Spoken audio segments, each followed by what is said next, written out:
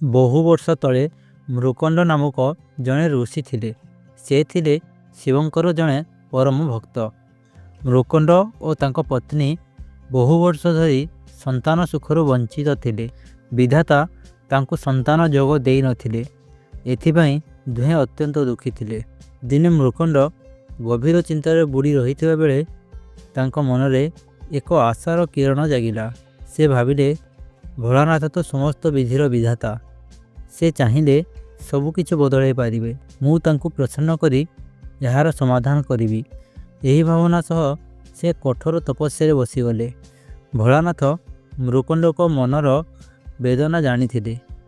ତଥାପି ନିଜ ଭକ୍ତର ଭକ୍ତି ପରୀକ୍ଷା କରିବାକୁ ସେ ତୁରନ୍ତ ଦର୍ଶନ ଦେଲେ ନାହିଁ। କିନ୍ତୁ ଭକ୍ତର ଅଟଳ ଭକ୍ତି ଆଗରେ ଭୋଳାନାଥ ବେଶୀ ଦିନ ରହିପାରିଲେ ନାହିଁ।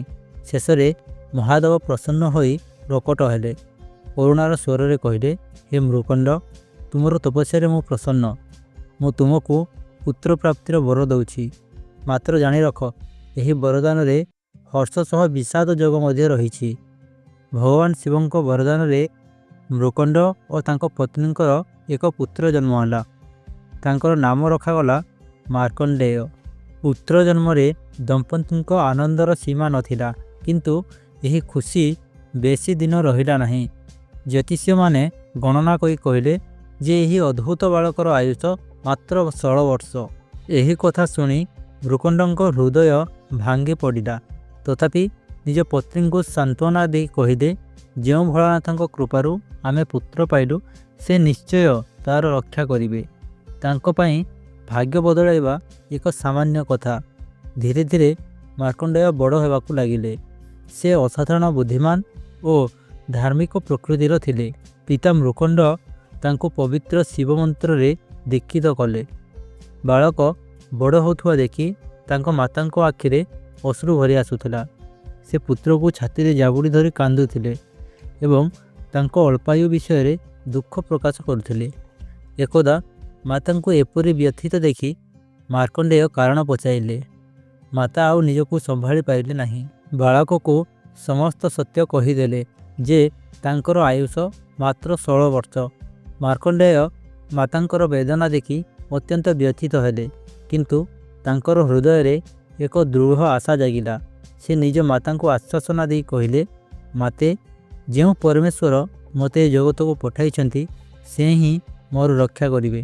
ମୁଁ ନିଶ୍ଚୟ ଭୋଳାନାଥଙ୍କୁ ପ୍ରସନ୍ନ କରି ଦୀର୍ଘାୟୁ ପ୍ରାପ୍ତ କରିବି। ଦିନକୁ ଦିନ ମାର୍କଣ୍ଡେୟଙ୍କର 16 ବର୍ଷ ପୂର୍ଣ୍ଣ ହେବାର ସମୟ ପାଖେଇ ଆସୁଥିଲା। ସେ ଦୃଢ଼ ନିଶ୍ଚୟ ସହ ଶିବଙ୍କ ଉପାସନାରେ ମଗ୍ନ ହୋଇଗଲେ। ଭକ୍ତି ଭାବରେ ବିଭୋର ହୋଇ ସେ ସ୍ୱୟଂ ଏକ ଅଦ୍ଭୁତ ମନ୍ତ୍ର ରଚନା କଲେ, ମହାମୃତ୍ୟୁଞ୍ଜୟ ମନ୍ତ୍ର।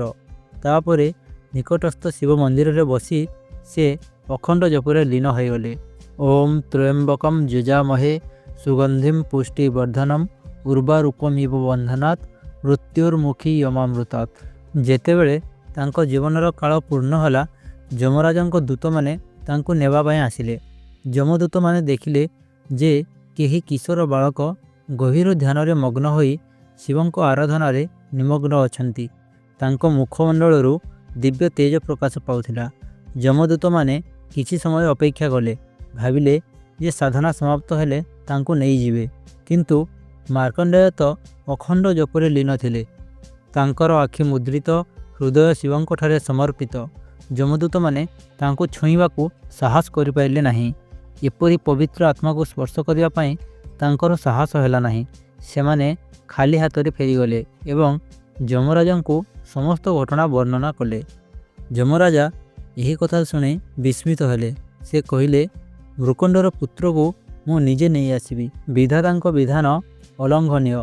ଏହା କହି ସେ ନିଜେ ମନ୍ଦିରକୁ ଗଲେ, ଯେଉଁଠାରେ ମାର୍କଣ୍ଡେୟ ସାଧନାରତ ଥିଲେ। ତାଙ୍କର ଆଖି ଖୋଲି ଦେଖିଲେ, ବିଶାଳକାୟ ଭୟଙ୍କର ରୂପ ଧାରଣ କରି ଯମରାଜ ତାଙ୍କ ସମ୍ମୁଖରେ ଠିଆ ହୋଇଛନ୍ତି। କିନ୍ତୁ ମାର୍କଣ୍ଡେୟ ଭୟଭୀତ ନ ହୋଇ ଉଚ୍ଚ ସ୍ୱରରେ ମହାମୃତ୍ୟୁଞ୍ଜୟ ମନ୍ତ୍ର ଜପ କରିବାକୁ ଲାଗିଲେ ଏବଂ ସାମ୍ନାରେ ଥିବା ଶିବଲିଙ୍ଗକୁ ଦୃଢ଼ ଭାବରେ ଆଲିଙ୍ଗନ କରି ଧରିଲେ। ଯମରାଜା ତାଙ୍କୁ ଶିବଲିଙ୍ଗରୁ ଟାଣି ନେବାକୁ ପ୍ରୟାସ କଲେ। ସେ ପାଶ ଫିଙ୍ଗି ବାଳକକୁ ବାନ୍ଧିବାକୁ ଚାହିଁଲେ। ଠିକ୍ ସେତିକିବେଳେ ସ୍ୱୟଂ ଭଗବାନ ମହାକାଳ ଆବିର୍ଭୂତ ହେଲେ। ହାତରେ ତ୍ରିଶୂଳ ଧାରଣ କରି ରୁଦ୍ର ରୂପରେ ଯମରାଜାଙ୍କୁ ସତର୍କ କରାଇ ପଚାରିଲେ, ହେ ଯମ, ମୋର ସାଧନାରେ ଲୀନ ଥିବା ଭକ୍ତକୁ ଛୁଇଁବାର ସାହସ କିପରି କଲ? କ'ଣ ତୁମେ ଜାଣ ନାହିଁ ଯେ ମୋର ଭକ୍ତ ମୋ ଠାରୁ ଅଭିନ୍ନ? ଯମରାଜା ମହାକାଳଙ୍କ କ୍ରୋଧାଗ୍ନିରେ ଜଳୁଥିବା ରୂପ ଦେଖି ଥରି ଉଠିଲେ।